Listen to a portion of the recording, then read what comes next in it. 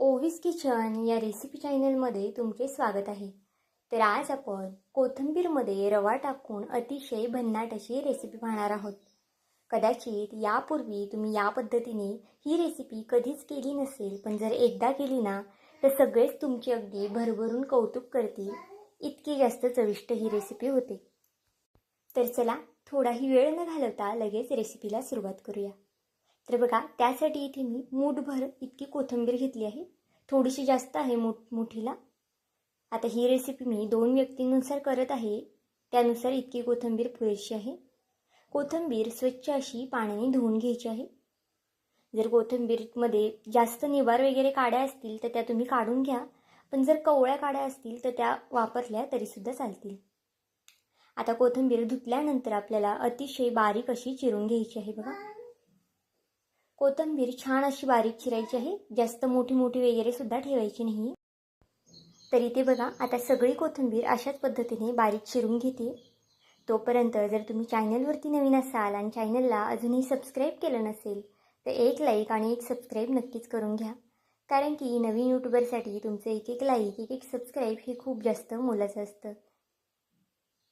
तर बघा, आता सगळी कोथिंबीर इथे मी छान बारीक चिरून घेतलेली आहे आणि देठं वगैरे सुद्धा घेतलेली आहेत, कारण की देठं खूप जास्त कोवळी आहेत, त्यामुळे देठांचा सुद्धा आपल्याला इथे वापर करायचा आहे।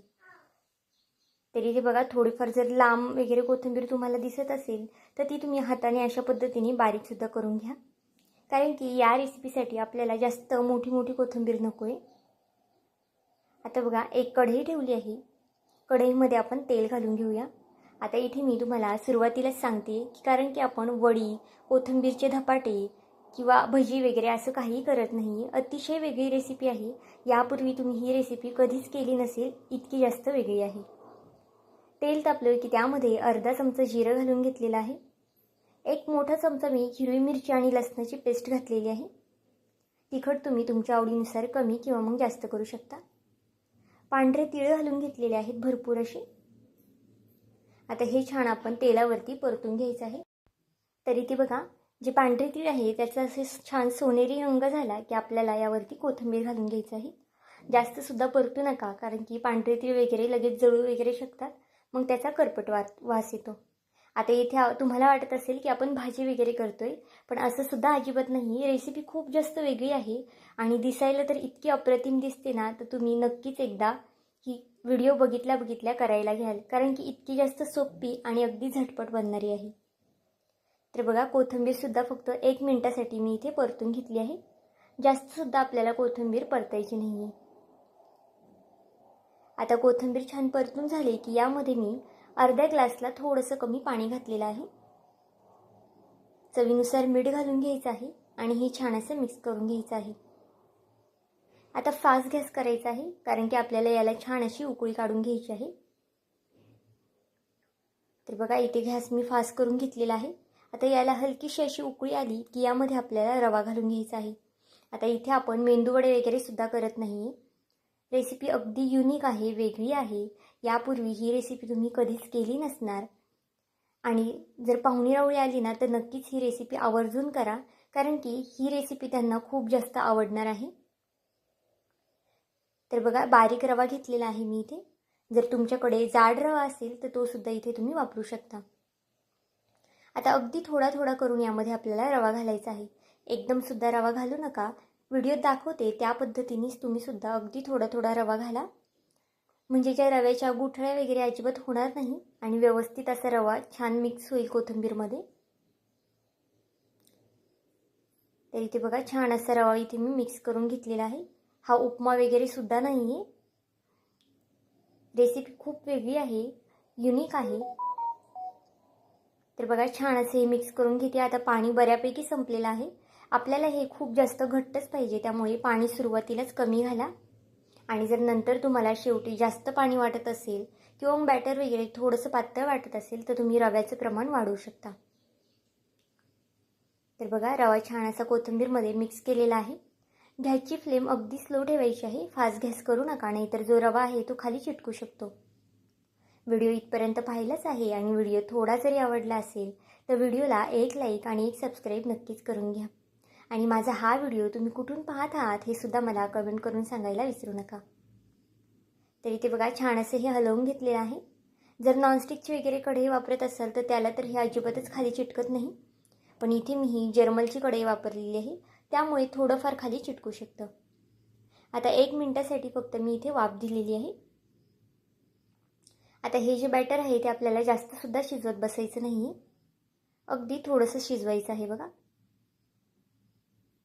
आता पुन्हा इथे मी झाकण ठेवणार आहे, कारण की रवा जो आहे अजून आपला थोडासा कच्चा आहे. 90% तरी आपल्याला यामध्ये रवा शिजून घ्यायचा आहे. बॅटर अगदी आपल्याला जसं पाहिजे तसंच घट्ट झालेलं आहे. जर पाण्याचं प्रमाण आणि रव्याचं प्रमाण तुम्ही परफेक्ट असं घेतलं ना तर तुमचं बॅटरसुद्धा जे आहे ते अगदी परफेक्ट होणार आहे. जास्त पातळसुद्धा नाही आणि जास्त घट्टसुद्धा नाही.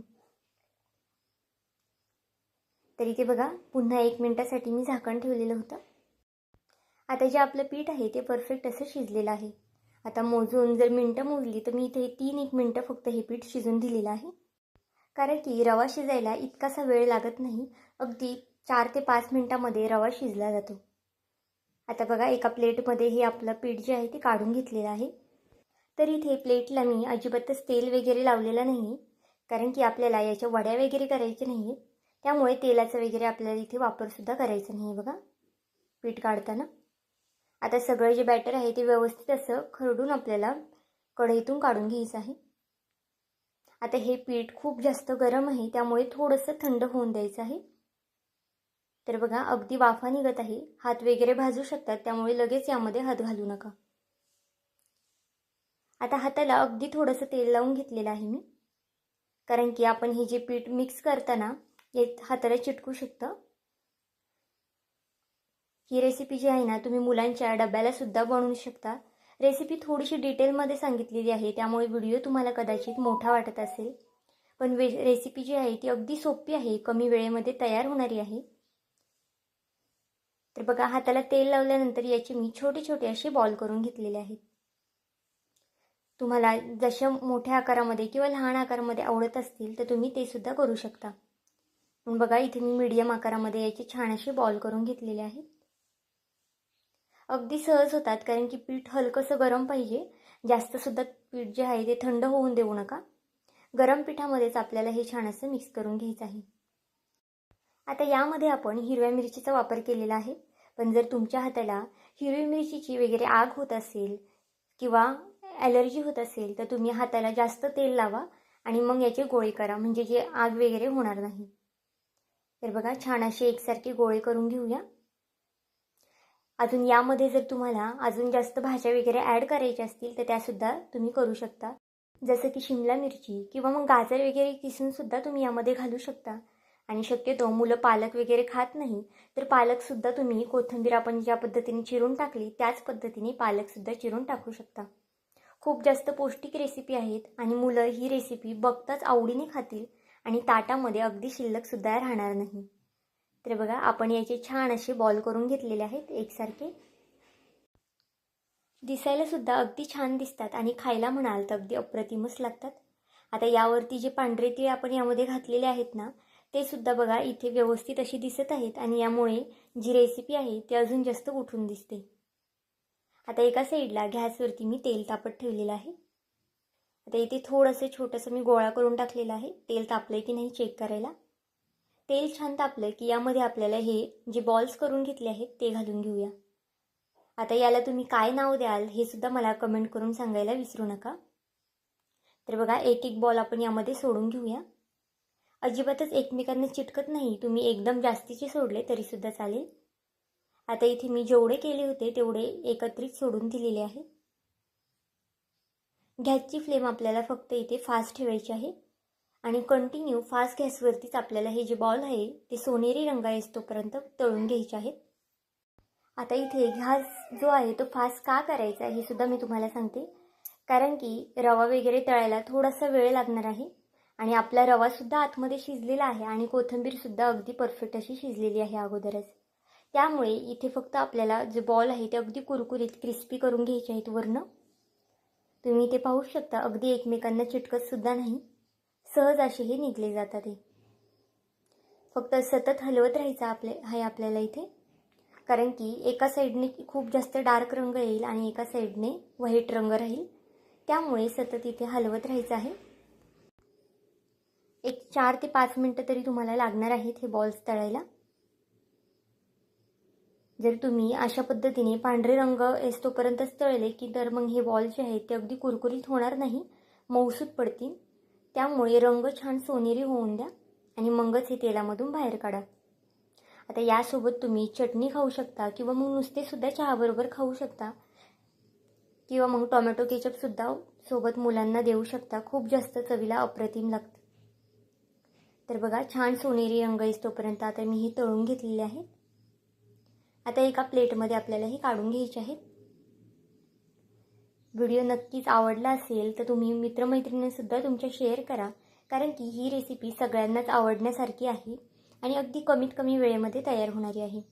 तर इथे बघा सगळे बॉल जे आहेत ते एका प्लेटमध्ये मी काढून घेतलेले आहेत. आता हे खूप जास्त गरम आहे, त्यामुळे इथे मी सुरीने तुम्हाला कट करून दाखवते. वरनं अगदी कुरकुरीत आणि आतमधनं जे आहेत ते अगदी मऊसूत असे झालेले आहेत. अगदी लहानांपासून मोठ्यांपर्यंत सगळ्यांनाच ही रेसिपी आवडेल, कारण की चवीला अप्रतिम होते. तर इथे बघा छान असे गरमागरम तुम्ही हे बॉल्स लहान मुलांना देऊ शकता आणि हा पदार्थ जो आहे ना तो थंड झाला ना तरी तितकाच जास्त खायला छान लागतो. त्यामुळे मुलांच्या डब्यालासुद्धा तुम्ही देऊ शकता. तर आजची ही रेसिपी तुम्हाला कशी वाटली मला हे कमेंट करून नक्की सांगा आणि चॅनलवरती नवीन असाल तर चॅनलला एक लाईक आणि एक सबस्क्राईब करायला विसरू नका.